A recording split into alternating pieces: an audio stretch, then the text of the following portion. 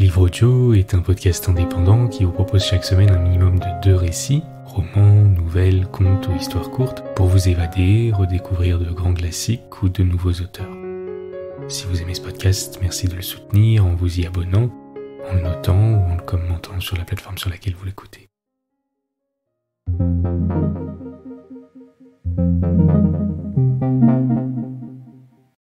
Albert Laberge, Dernier amour.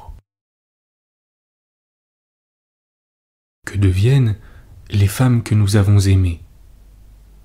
Quelle est leur destinée banale, étrange ou tragique? Celle-là, dont la pensée remplissait notre cœur, le faisait battre avec violence, dont l'image illuminait nos jours, dont la caresse était notre raison de vivre. Quelles voies ont-elles suivi lorsqu'elles se sont détachées de nos bras? Après les ruptures parfois brutales, souvent douloureuses, quels nouveaux liens ont-elles formés? Quelles nouvelles figures vont-elles éclairer? Quels désirs font-elles germer? Quels nouveaux serments prononcent-elles? Où se portent leurs caprices, leur cœur las ou meurtri? Quelle vie, paisible ou agitée, mènent-elles? Dans quelle chambre luxueuse ou sordide finissent-elles leur existence? Dans quel coin du monde dorment-elles leur dernier sommeil? Adrien Clameur se posait mélancoliquement ces questions car il était vieux et seul. Mais il avait été jeune et il avait aimé. Certains jours, sa mémoire évoquait devant lui des figures de jadis.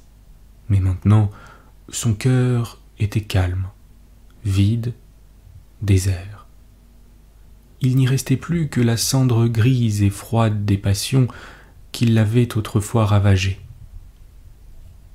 C'était un après-midi de mars ensoleillé. Dans le ciel bleu glissaient de légers nuages blancs et les grands ormes noirs qui avaient enduré le froid tout l'hiver se chauffaient béatement au soleil, comme les vieillards dans les cours des hospices et des asiles. Le printemps était vaguement dans l'air, mais lui, Adrien Clamère, il était sans allégresse. Il n'espérait rien, n'attendait rien.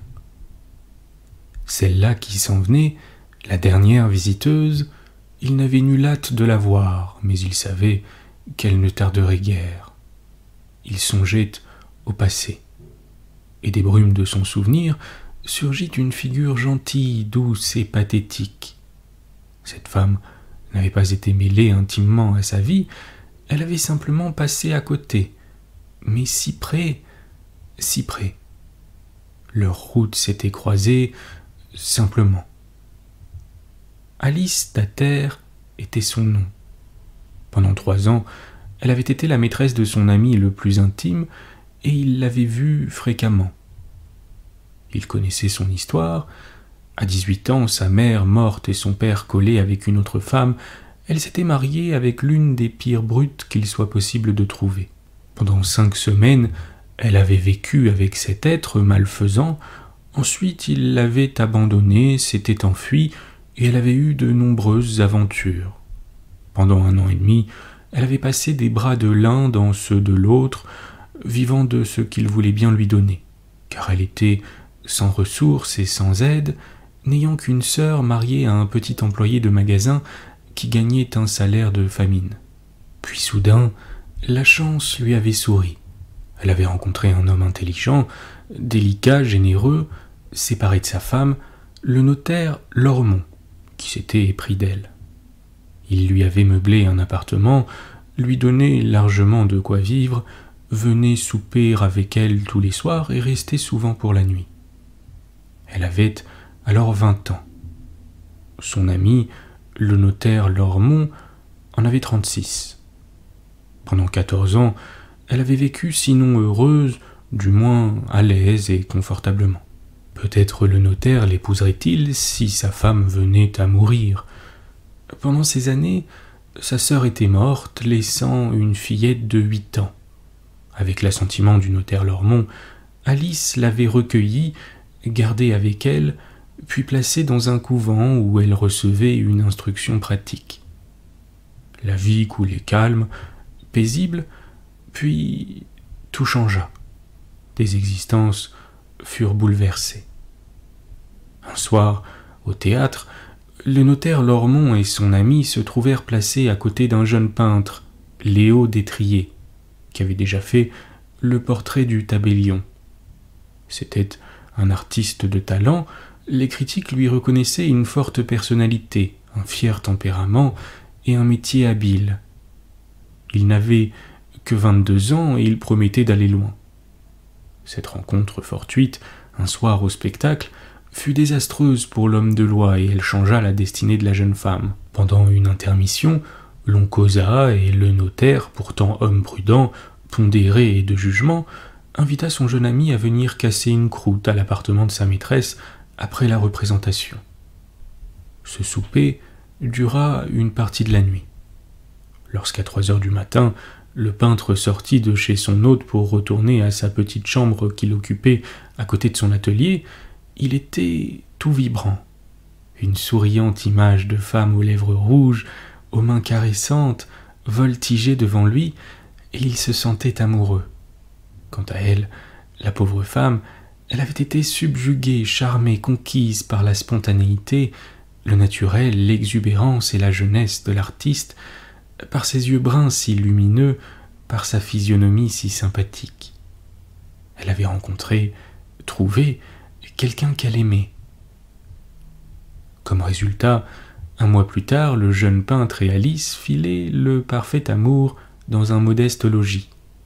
Le notaire délicat, fidèle, généreux, l'ami de 15 années, avait été jeté par-dessus bord. Alice avait bien hésité avant d'agir ainsi. Elle était attachée à cet homme qui, pendant longtemps, lui avait assuré le bien-être.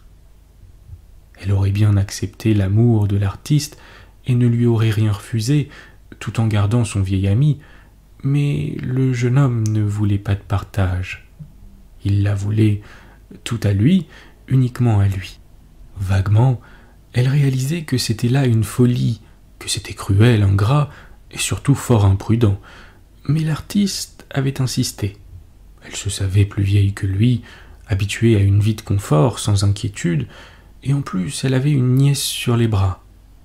Mais elle avait tout sacrifié pour se rendre aux instances de son jeune amant. La rupture avec le notaire fut tragique. Pas de cris, pas de reproches, pas de prières, de supplications. Rien. Une rupture silencieuse. « Tu as toujours été bon pour moi, je t'aime bien, mais il y en a un autre que j'aime mieux. Oui, c'est cela, et je m'en vais avec lui. » Il comprit que sa vie était finie, que tout raisonnement serait inutile. Son expérience lui avait toujours démontré que l'illogisme est la règle de conduite d'une multitude d'amours. Clairement, il lui apparaissait que la différence d'âge qui le séparait aujourd'hui de son amie serait cause qu'un jour son nouvel amant s'éloignerait d'elle, la repousserait.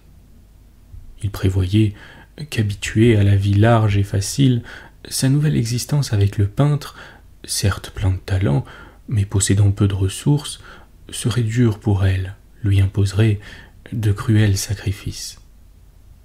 Un jour, elle le regretterait. Il ne dit rien. Le cœur meurtri, l'âme en détresse, le cerveau désemparé, il s'en alla chez lui. Peu de temps après, il mourut, peut-être de chagrin, ou peut-être d'un accident.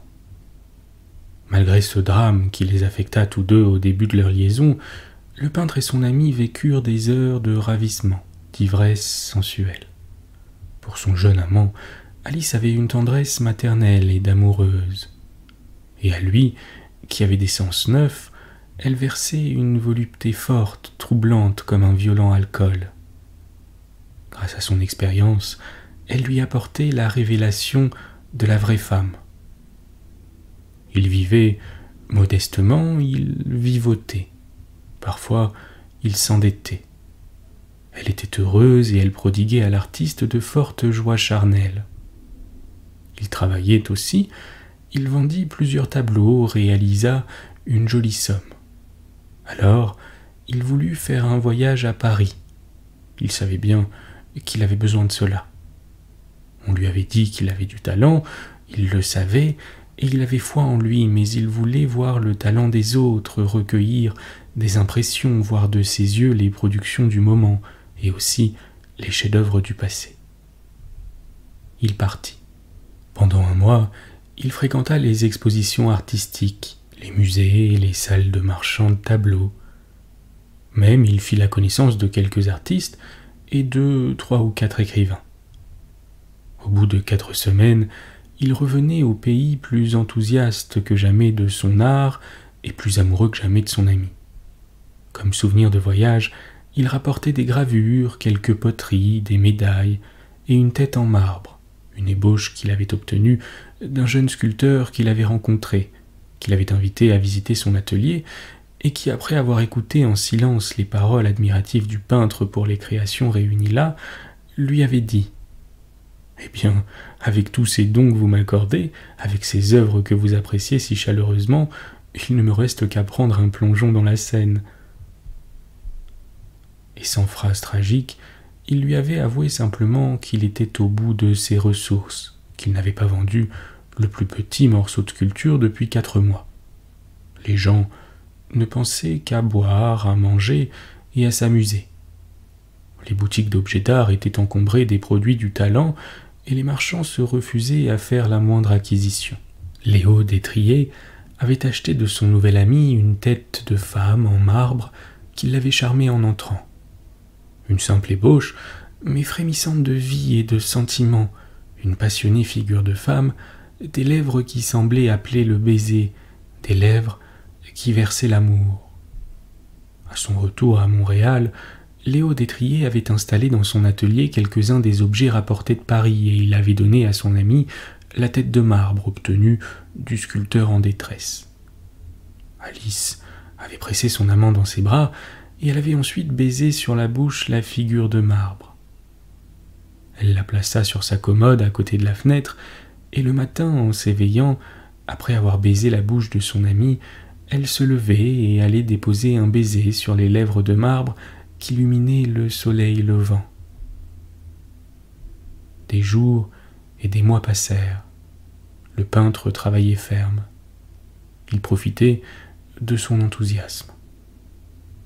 Avec son ami, il alla un été à Saint-Eustache, le Barbizon canadien, et exécuta une série de toiles remarquables. À l'automne, il organisa une exposition, sa première, qui eut un vif succès. Chose incroyable, il vendit 32 tableaux. Alice collait dans un cahier les articles de journaux ayant trait à ce début officiel de son artiste. Le jeune homme songeait à retourner à Paris. Alice aurait aimé l'accompagner, mais elle savait qu'elle serait de trop. Elle aimait les œuvres de son ami, mais toute cette peinture étrangère qu'il allait voir la fatiguerait sûrement. Puis, il ne parlait pas de l'amener. Il partit, et elle resta. Alors, le destin mêla de nouveau les cartes. Sur le navire qui le conduisait là-bas, il rencontra une jeune fille de son âge accompagnée de sa mère. Ils causèrent comme on cause entre compagnons de voyage, mais elle, qui avait vu ces tableaux, qui en avait même acheté un lors de l'exposition et qui admirait immensément son talent, s'éprit aussi de l'homme. Et lui fut charmé et séduit par cette jeune fille jolie, intelligente, distinguée, cultivée, qui comprenait si bien son art et qui lui témoignait une empathie si naturelle, exempte de toute comédie. Pendant des jours, ils se promenèrent tous les deux dans Paris. La mère était tolérante et reconnaissait que l'artiste était un brave et excellent garçon. Les deux jeunes gens admiraient les mêmes choses, ils comprenaient les œuvres d'art de la même façon. Elles leur donnaient la même émotion. Ce qui devait arriver arriva. Oubliant qu'il avait une liaison là-bas, Léo Détrier demanda à la jeune fille de devenir sa femme. Il fut accepté car dès les premiers jours de leur rencontre, la nouvelle venue lui avait voué un amour fervent et profond. La cérémonie du mariage eut lieu à Paris. La veille, l'artiste écrivit à son ami de Montréal, l'informant de ce qui arrivait. Il ne cherchait pas à se justifier, il ne s'attardait pas à la plaindre. Il annonçait les faits. Il adressa aussi une lettre à son ami Adrien Clamère, le mettant au courant des événements et le priant de lui donner des nouvelles. En même temps, il envoyait une somme d'argent pour remettre à l'abandonné qui devait être un peu à court. Clamère vit un déluge de larmes et entendit bien des récriminations et des sanglots. Ce fut une entrevue pénible, bien pénible.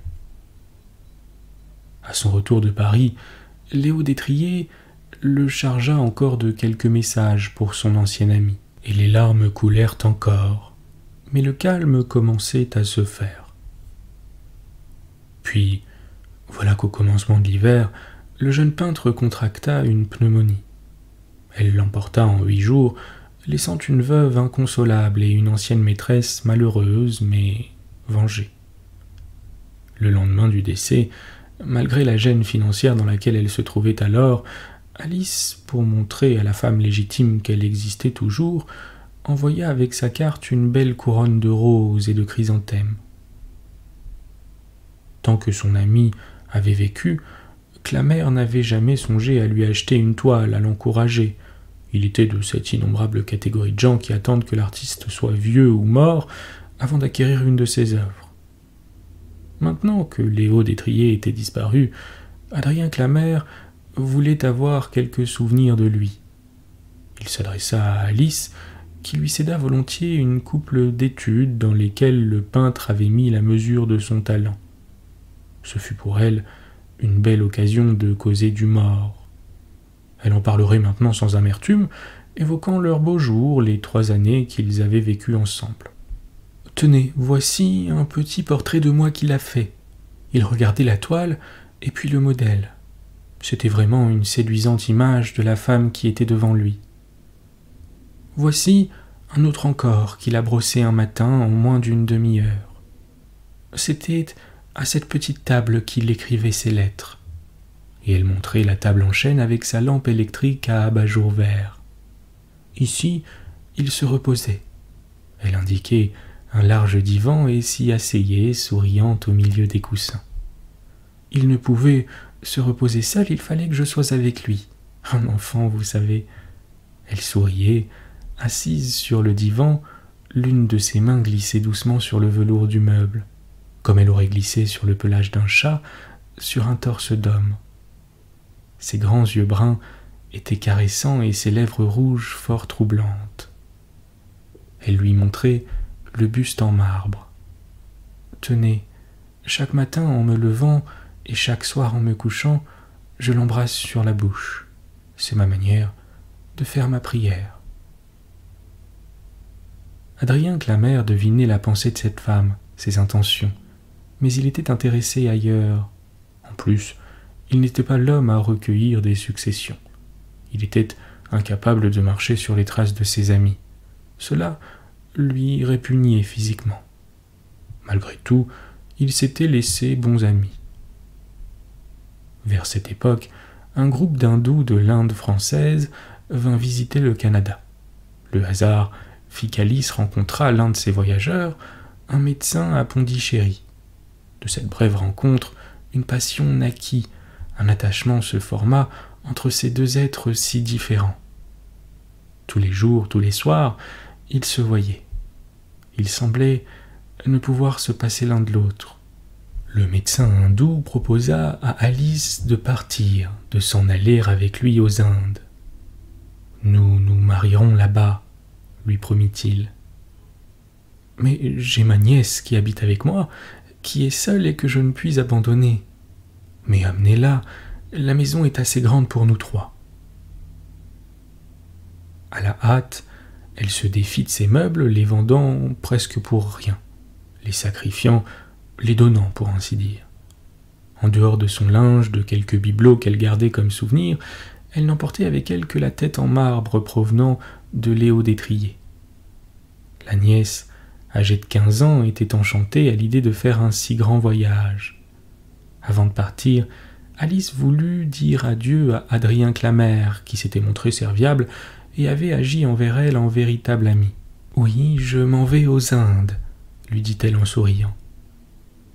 La passion, l'amour brillaient dans ses yeux. Que faire, que dire? À quoi bon prononcer d'inutiles paroles? Laisser la vie suivre son cours, laisser le hasard tisser sa trame, étrange, bizarre et bigarrée. Voilà tout. Ils se dirent adieu et bonne chance. Elle partit avec sa nièce et le médecin hindou. Elle avait 38 ans. Pendant quelques jours, Adrien Clamère pensa à ce petit drame de la vie. Il songeait à cette femme si impulsive, si inflammable, si peu réfléchie, partie si loin. Il la voyait s'éveillant le matin, baisant son nouvel amour sur la bouche, puis se levant du lit et allant poser ses lèvres sur celles du visage de marbre. Mais l'image de la femme s'effaça de son esprit. Il l'oublia, pour ainsi dire. Elle avait promis de donner des nouvelles, mais il n'en attendait pas. 3 ans s'écoulèrent, puis un jour une lettre arriva de Pondichéry. Longuement, il la regarda, puis un peu à regret, il l'ouvrit. Franchement, il aurait préféré ne pas connaître la fin de l'histoire. Il lut. Mon cher ami, c'est un fantôme qui vous apparaît aujourd'hui. Je me demande si vous vous souvenez encore de moi. Oui, je crois que vous vous rappelez une pauvre malheureuse, une pauvre folle que vous avez rencontrée jadis. Folle, je l'ai été, et malheureuse, je l'ai été. Je le suis. Mais je ne vous écris pas pour me plaindre, seulement pour vous dire qu'une femme est une bien faible créature, ce que vous savez sans doute. Un regard caresseur, un sourire, quelques paroles amoureuses, une pression de main, et aussitôt nous sommes affolés, nous perdons la boussole, et nous voilà entraînés dans les remous où nous faisons naufrage. Alors que je faisais une vie paisible et facile avec le notaire Lormont, je l'ai laissé pour votre ami Léo. Avec lui, j'ai passé 3 belles années, mais j'ai payé cher ce bonheur. Ensuite, je suis parti avec cet étranger que je ne connaissais pas, mais que je trouvais beau comme je vous le disais. Notre petit roman n'a pas duré longtemps et ma nouvelle conquête n'a pas été bien glorieuse. Sa passion s'est vite calmée. Mais pendant notre voyage, mon beau docteur s'est mis à tourner autour d'une bien plus jeune femme. Parfois, je songe à vous et j'échafaude des châteaux de cartes, mais pour le passé simplement. Aujourd'hui, je suis vieille, très vieille. Les désappointements, le climat m'ont beaucoup changé. Je me demande si vous me reconnaîtriez. Je vous écris aujourd'hui parce que je pense à autrefois, parce que je me suis laissé émouvoir par mes souvenirs. Mais il me faut oublier tout cela, car pour moi, rien ne subsiste du passé que des rêves brisés et des tragédies.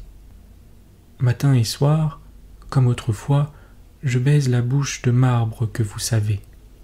Elle est mon dernier amour.